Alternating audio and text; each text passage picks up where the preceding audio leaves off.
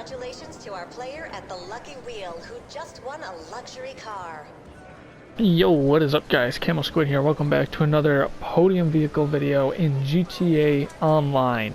So, this week we got another McLaren. It's a bit of a disappointment of a McLaren, I'll be honest, but it's a McLaren nonetheless. So this is the Progen Itali GTB, not to be confused with the regular Itali GTO. That is a Ferrari, and very much different from the GTB. But the GTB is mostly based on the McLaren 570S with the front and the rear facade, and the Tryon Nemesis. No idea what that car is, I've never heard of it, but apparently that is what the rest of the body is. It also features some clues from the McLaren 650S. So, regardless of what that other car is, it is very much a McLaren in my eyes. I mean, you can see it's got the front is very much McLaren. The headlights specifically, most of the body, it's very, in my opinion, McLaren.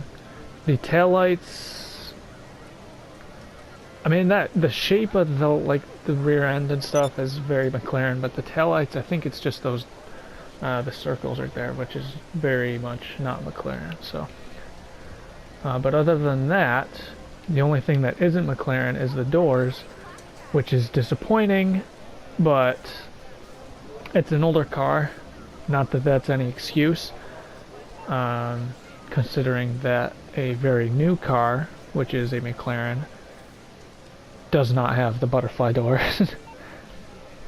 But anyways, this would normally cost, if you purchase it, I believe it's only on Benny's. Obviously you don't have to upgrade it, but it would cost just over $1 million for that. And you can upgrade it and put on like a massive splitter and obviously all this other stuff that would come on a Benny's car. Obviously we're not going to buy it, but that is the price. Looks like it's a very basic customization, like none at all. I mean, it's red. You can buy it red. The wheels don't look different. There's no liveries or anything. It is an older car, like I said. It came out in 2017. But we're gonna see what it's got. I don't think it's got really much customization available, to be honest with you, but we'll see. We're gonna leave here in our actually we're gonna head down to the LSIA. We're gonna head down to LSIA. We're just gonna call it in. We're gonna call it in and then do our performance and then bring it back and test it and bring it back to the garage, and that's the end of the video. So yeah. Alright, so here we are at our drag strip runway. Let's open this up real quick. So there you go, there's the doors. Not much luggage space. This engine is kinda, I don't know. Not sure how I feel about that, but very normal doors and not much engine, not much, I don't even think that's textured, to be honest with you. I think they got pretty lazy and just kind of threw in I mean, I guess there's a little bit of space, but I don't know, man. It kind of looks like they didn't even put any thought to it. But whatever, it is what it is. That it did not do what I wanted it to do. Alright, so we're gonna get the startup and then all of the other stuff, so.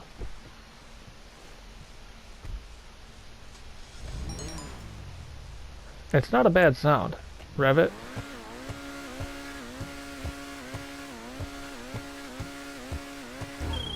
Exhaust is kind of interesting location. Usually they're in the center more on McLaren vehicles. The taillights are not what you would think. Reverse lights, I guess it's a little bit down there. Brake light. Okay, the brake lights are what you would expect, but that's about it, really. The front end is actually not bad, the splitter. It's very low, so I doubt the suspension, I doubt it has much suspension. That looks very untextured, I'll be honest. It is a pretty old car, but that's no excuse. No spoiler, no active spoiler. Makes sense though, from being a 570S, it doesn't have an active spoiler. I believe the 650S does, but this is mostly 570S, so I'm not. Aside from the doors, my main favorite part about McLaren's is the active and retractive spoiler and air brake and whatever else it's used for. So personally, I don't really care for like the 570S and any other McLarens that don't. I mean, don't get me wrong, I still love them. They're still a McLaren and they got the doors, but I don't know. I'd prefer like the P1 or even the 720S, which I don't really. I wouldn't say I don't really like it, but when I first saw it, compared to like when I was used to seeing 570s and 650s and 675s and like that kind of stuff, the 720, I was like, I'm not really digging it because I'm used to seeing these headlights, and then the 720S just had a triangle, and I was like, yeah, I don't really dig it, but the performance of that car is astronomical, and the design and like all the body lines and stuff, they grew on me pretty quickly. But anyways, performance test. Interior's pretty basic, not much going on. So acceleration from here starting now. 0 to 60 pretty quickly. The sound ain't that good, but it's an older car, so I'll let it slide. Looks like we're gonna top out at like 105 or so. A lot of understeer. Actually, that wasn't very bad actually. Driving down here, there's a lot of understeer. So it looks like, yeah, 110. See if we can hit the drift. Not really. Understeer doesn't quite help with that. So 110 seems to be about the top speed of this, which that's not bad.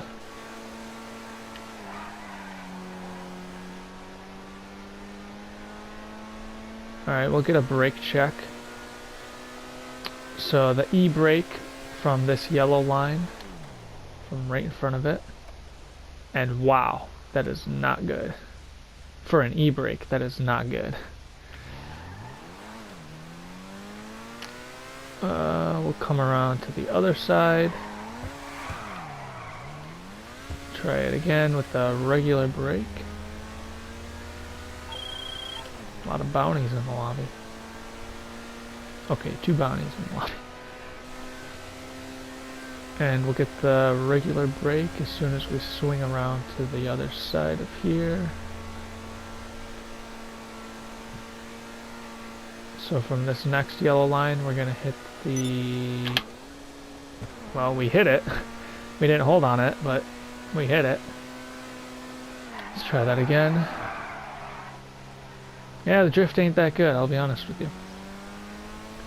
I don't even need to be honest with you. You can see that it's not that good, and I mean, I've never been one to be good at drifting or heck, even donuts.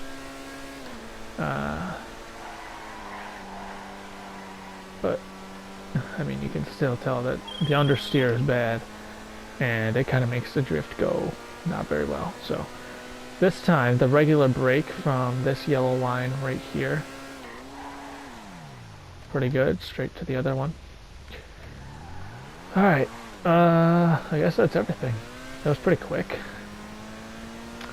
So we'll head up to LSC. I'm not even going to try and get a donut check. because it's not going to be very good either way. But we'll check out the customization and then take it back to the Nightclub Garage 3, which is getting a little full now. But it's doing its job. That's good. It's doing what it was bought for, to hold the overflow for the supercars and some sports cars. So, speaking of which, this is superclass, which is good. I feel like a lot of the older cars that should be supercars are actually sports cars. But this one's good. This one is what it should be, and I appreciate that. It doesn't sound half bad, but it's not very good either. So, yep, you can also modify it at Benny's, which we know. 95 bucks to repair it. I'm not sure what I did that needs to be repaired, but so there's your armor, your brakes, bumpers. We'll look at the front first, obviously. Stock with hook, race bumper, race with hook, aperture bumper with low splitter, race bumper with low splitter, GT aperture, and GT race. You can put much more on that in Benny's, I would assume. So the rear bumper, we got the stock, primary camber, secondary camber, primary shouldered, secondary carbon camber, primary touring, secondary touring, and carbon touring. They're not bad. It kind of hides whatever that is on the bottom of the car, which is nice. The engine, there you go. Exhaust. We got the chrome split box, titanium split box, triple slotted. Oh, there we go. That's where it should be. Titanium triple slotted. Twin titanium. Twin angled. Needs more exhaust. Oh my god.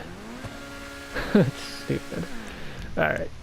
Explosives, the hood, custom instep, black stripe, chrome stripe, carbon instep, drop vented, carbon vented, and top vented induction.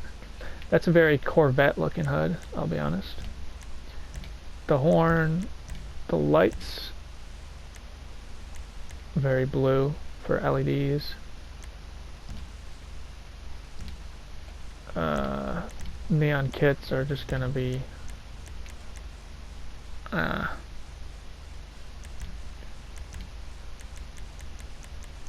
regular. The mirrors, we got stock or custom. The respray, alright, so this is gonna, what color is this first of all? It is,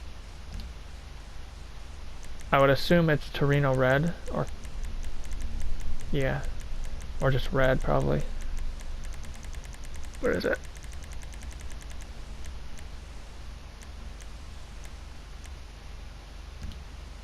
No, not even. I don't know, but that is what it will change. The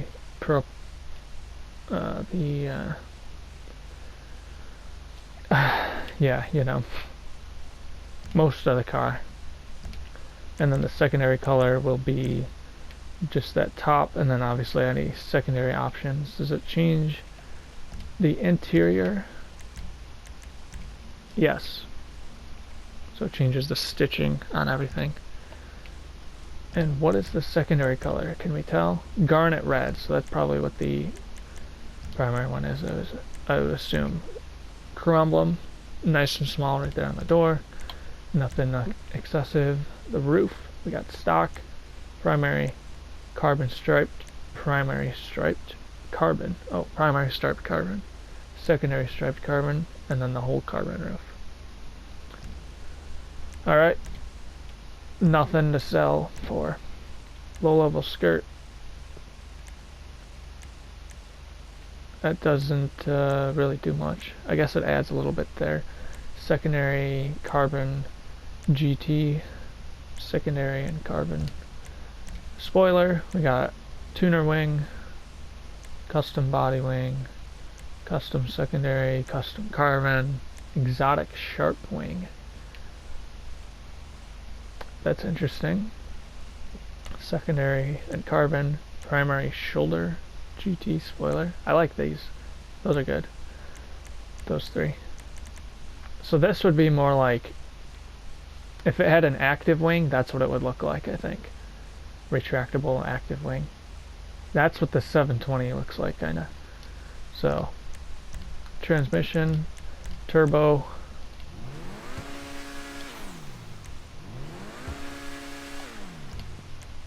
The wheels, I would imagine, are stock. Oh no, I think they're black. If you customize, if you change them, they are black, it looks like. So that's interesting. They customize them, but they don't actually change them. The tires got white smoke on them. Alright, the windows. That's pretty dark. Nice. So no suspension option, which kind of makes sense because it's pretty low already. So let's head out. We can get the lights since it's dark out. So there's the regular, kind of looks like a Zentorno from this angle, and not really, but there's the full brights, and then we got the tail lights. That's kind of disappointing that it doesn't use the brake lights as the full tail light, but oh well. What can you do, I guess?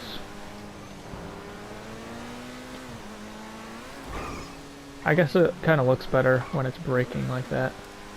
But if I were to turn that off and do that, yeah, it definitely looks better. I mean, don't do that because that's pretty dangerous, but I think in this game it's alright. But let's head in here then to the garage 3, where I'll probably leave it.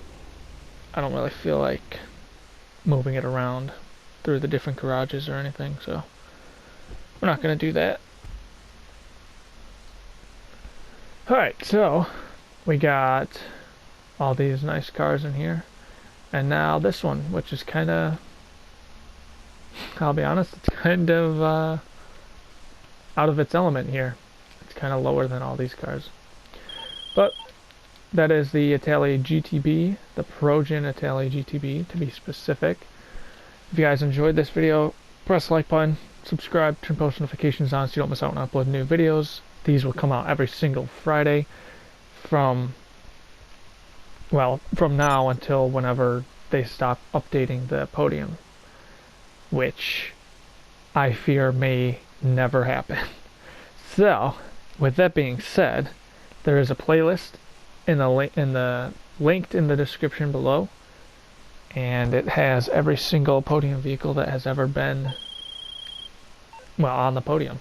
So check that out if you want to see those, and I will see you in the next one. Take care, everybody. Peace out. Yeah.